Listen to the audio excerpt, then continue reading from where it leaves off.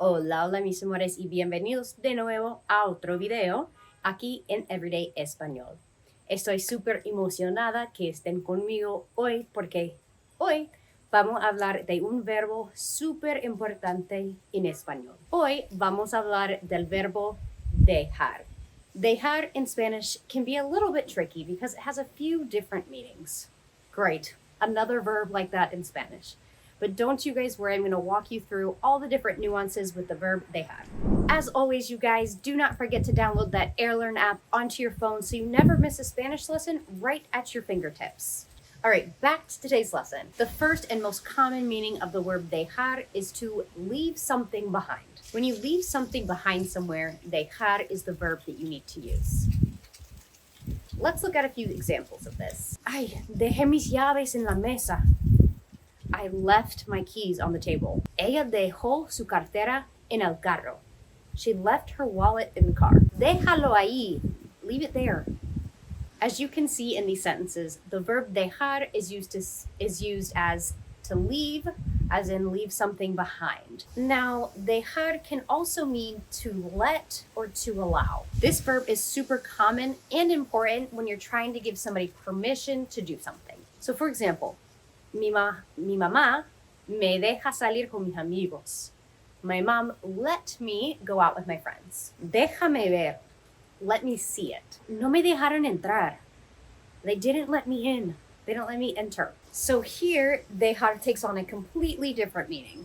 Not leaving anything behind, but to not allow or to allow somebody to do something. Another important structure when using the verb dejar is using it as to stop. But what is important about using dejar when you're trying to say to stop doing something, you need a preposition after dejar. No, not just any preposition. The verb to stop literally is dejar de. That de is so important because without it, you're no longer saying to stop or to stop doing something. When you want to talk about quitting a habit or stopping doing something, you need to use the structure dejar de in order to communicate this. So what does this look like? So you need dejar de followed by a verb in its infinitive form. For example, dejé de fumar. I stopped smoking. I have a form of dejar followed by the preposition de and then a verb in the infinitive. Dejé de fumar. Ellos dejaron de hablar. They stopped talking. Déjate de tonterías.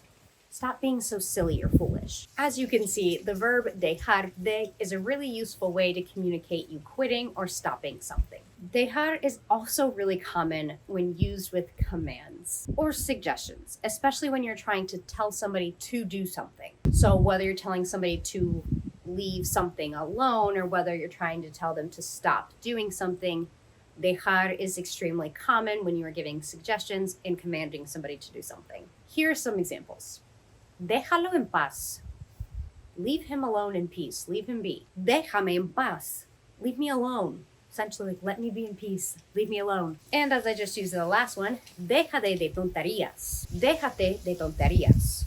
Stop fooling around or messing around. In these cases, you are using dejar in a direct command form to tell somebody to stop doing something or to leave you alone or leave something be. All right, let's take a pause from dejar and all of its different meanings and jump on the AirLearn app for a quick lesson of the day. Okay, translate the sentence. My grandfather needs 5 new watches for the event. Mi abuelo necesita 5 relojes nuevos para el evento. Okay. Un partido, una boda, unos eventos, unas fiestas. Translate the sentence. I need an expensive watch and white shirt for my wedding. Yo necesito un reloj caro y una camisa blanca para mi boda. Okay, so let's translate the sentence. She needs a pair of sunglasses for the birthday and the trip. Ella necesita unas gafas para la fiesta y el partido. No. Okay, mi esposo necesita 5 camisas blancas y un reloj nuevo para la oficina. drag and drop. Okay. Examen, cumpleaños, partido.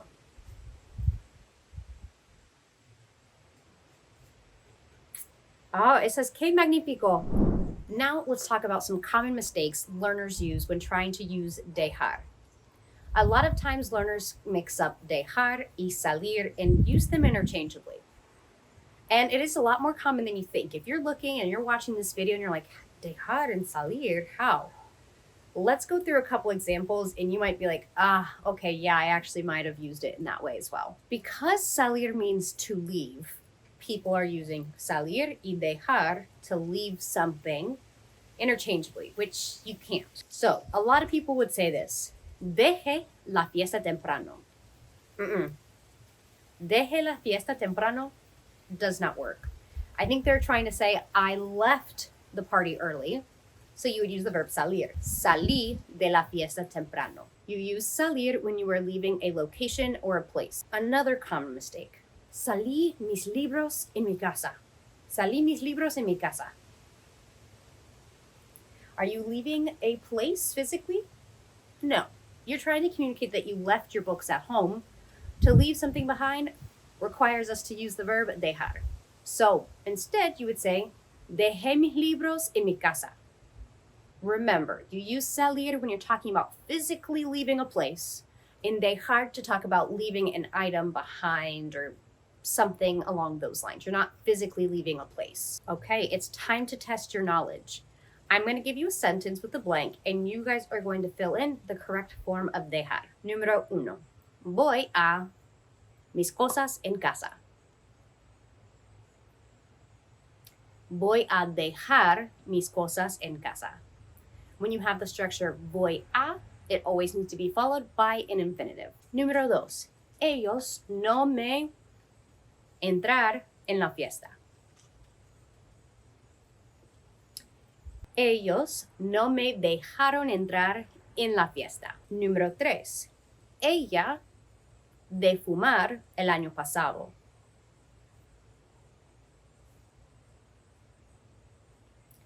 Ella dejó de fumar el año pasado. Y número 4. Déjame en paz. Déjame en paz. Déjame en paz. Leave me alone. Y eso es todo para hoy, mis amores. I hope you guys leave this video feeling a little bit more confident when to use the verb dejar and all of its different meanings and nuances.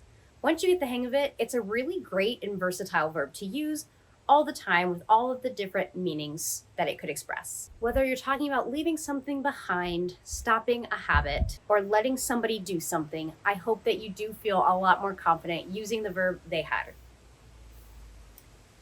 You know what I'm going to ask you to do. Come on now.